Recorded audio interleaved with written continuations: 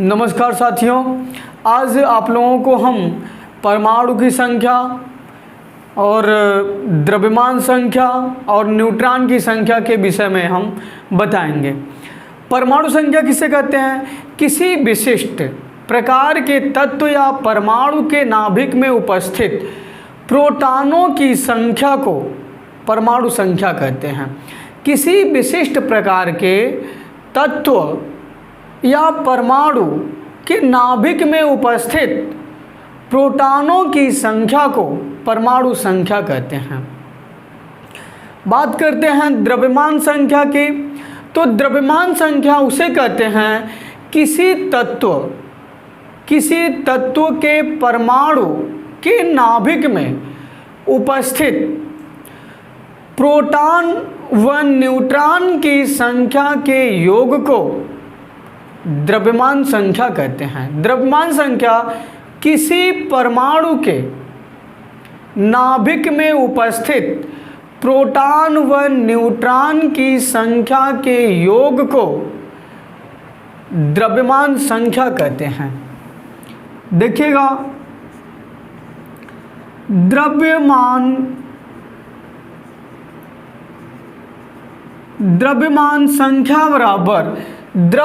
संख्या बराबर प्रोटॉनों की संख्या प्लस न्यूट्रॉनों की संख्या। आपको अभी बताया है, परमाणु किसी विशिष्ट प्रकार के तत्व पर या परमाणु के नाभिक में उपस्थित प्रोटॉन व न्यूट्रॉन की संख्या के योग को द्रव्यमान संख्या कहते हैं। आइएगा, देखिएगा, जैसे सोडियम है, इनका क्रमांक 11 है, इनका भार 23 है। अब जैसे देखिएगा, अगर हमसे पूछा जाए कि सोडियम में इलेक्ट्रॉन की संख्या कितनी है, यानी जितने क्रमांक होते हैं उतने ही इलेक्ट्रॉन होंगे, यानी इस सोडियम में इलेक्ट्रॉन की संख्या कितनी हो जाएगी? 11। सोडियम में इलेक्ट्रॉन की संख्या 11 होगी। अब बात करते हैं प्रोटॉनों की संख्या। अब प्रोटॉन की संख्या की बारी आती है, यानी जितने इलेक्ट्रॉन होते हैं उतने ही प्रोटॉन होते हैं, यानी इसमें प्रोटॉन की संख्या भी 11 हो जाएगी। इसमें प्रोटॉन की संख्या भी 11 हो जाएगी।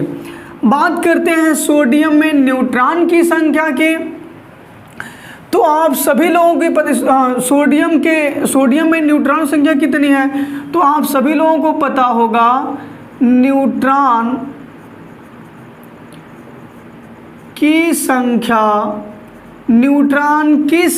बराबर न्यूट्रॉनों की संख्या बराबर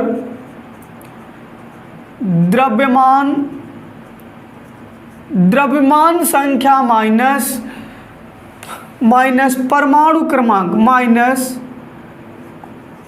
परमाणु क्रमांक या न्यूट्रॉन की संख्या बराबर द्रव्यमान की संख्या माइनस परमाणु क्रमांक। अब देखिएगा, इस फार्मूले पर रखते हैं, न्यूट्रॉन की संख्या बराबर द्रव्यमान संख्या माइनस परमाणु क्रमांक।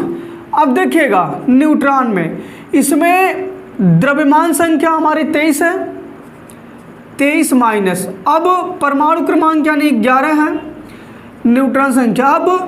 अब 23 में से 11 जाएगा, कितना आएगा? 2 1 12। 23 में से 11 माइनस होगा तो 12 आएगा, यानी इसमें न्यूट्रॉन की संख्या कितनी हो जाएगी? 12। इसमें न्यूट्रॉन की संख्या कितनी होगी? 12। आप सभी लोगों को पता है न्यूट्रॉन की संख्या बराबर द्रव्यमान की संख्या माइनस परमाणु क्रमांक, यानी द्रव्यमान संख्या में से आप परमाणु क्रमांक को माइनस कर दो, जितना आएगा वही हमारा इसमें होगा न्यूट्रॉनों की संख्या। अब जैसे देखिएगा, हम ले लेते हैं मैग्नीशियम को लेते हैं Mg, इनका क्रमांक है 12,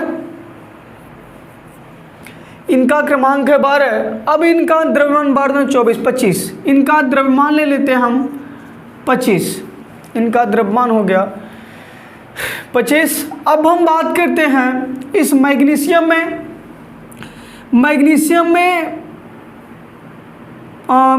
इलेक्ट्रॉन की संख्या, मैग्नीशियम में इलेक्ट्रॉन संख्या कितनी है, जितना क्रमांक है उतना इलेक्ट्रॉन, यानी इधर हो जाएगा 12। मैग्नीशियम में इलेक्ट्रॉनों की संख्या 12।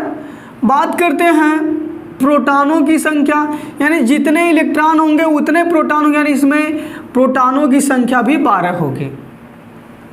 अब बात करते हैं इसमें न्यूट्रॉन की संख्या कितनी होगी, तो अभी आपको जस्ट बताया है न्यूट्रॉन की संख्या बराबर द्रव्यमान संख्या माइनस परमाणु क्रमांक, यानी 25 में से 12 को माइनस कर दो, द्रव्यमान संख्या माइनस परमाणु क्रमांक। अब 25 में से 12 जाएगा, कितना आएगा, 5 में से 2 गए 3, 1 में से 2 में से 1 गए 1, 13, यानी इसमें हो गया 13। न्यूट्रॉन की संख्या कितनी हो गई, 13। अब हम बात करते हैं द्रव्यमान संख्या की। द्रव्यमान संख्या में आपको यही बताए थे, किसी तत्व या परमाणु के नाभिक में उपस्थित प्रोटॉन और न्यूट्रॉन की संख्या के योग को द्रव्यमान संख्या कहते हैं। अब देखिएगा, न्यूट्रॉन इसमें 13 है, प्रोटॉन इसमें 12 है, 13 में 12 जोड़ो 25, यानी द्रव्यमान संख्या 25। अब सोडियम में, अब द्रव्यमान संख्या यानी किसी तत्व के परमाणु के नाभिक में उपस्थित प्रोटॉनों की संख्या और न्यूट्रॉनों की संख्या के योग को द्रव्यमान संख्या कहते हैं, यानी 11 + 12 बराबर 23। यही था हमारा द्रव्यमान संख्या। उम्मीद करते हैं कि आप लोगों को समझ में आया होगा, तो कमेंट बॉक्स में ज़रूर बताइएगा।